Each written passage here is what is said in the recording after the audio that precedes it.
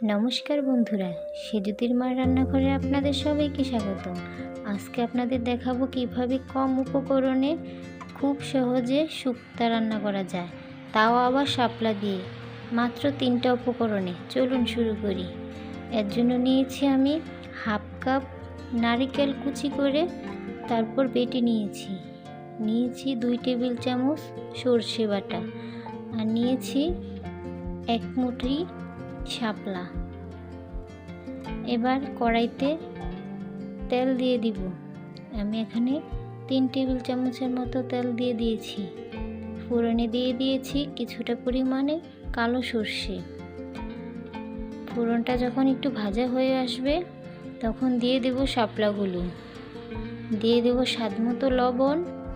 এবার লবণটা শাপলার সাথে হালকা একটু নেড়ে চেড়ে মিশিয়ে দিব। লবণটা যখন মেশানো হয়ে যাবে দিয়ে দিব হাফ চামচ হলুদ গুঁড়ো। এবার লবণ আর হলুদ দুটোই শাপলার সাথে ভালোভাবে মিশিয়ে নিব। আর এই রান্নাতে কিন্তু কোনো ধরনের মরিচ ব্যবহার হয় না, শুকনা বা কাঁচা কোনো মরিচই ব্যবহার হয় না। তারপর ঢাকনা দিয়ে ঢেকে ফিরে আসছি 2 মিনিট পর।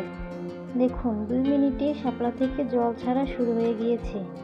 আমি এখানে এক্সট্রা কোনো জল দিব না, আপনারাই দেখতে পারবেন। শাপলার জল দিয়ে এই শুক্তোটা রান্না করে ফেলবো। তারপর আবার ঢাকনা দিয়ে ফিরে আসছি 10 মিনিট পর। 10 মিনিটে শাপলা থেকে অলরেডি অনেকখানি জল বেরিয়ে গেছে। আমি এখানে এক্সট্রা আর কোনো জল ব্যবহার করব না। এবার হালকা একটু নেড়ে শাপলাটা ভালোভাবে কষানো হয়ে গেছে।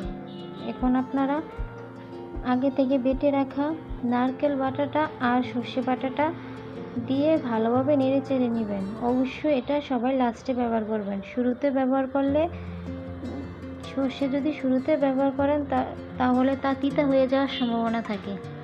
নারকেল আর সর্ষেটা অবশ্যই শেষে দিয়ে ব্যবহার করবেন। এবার তরকারিটা ভালোভাবে নেড়ে চেড়ে দিবেন।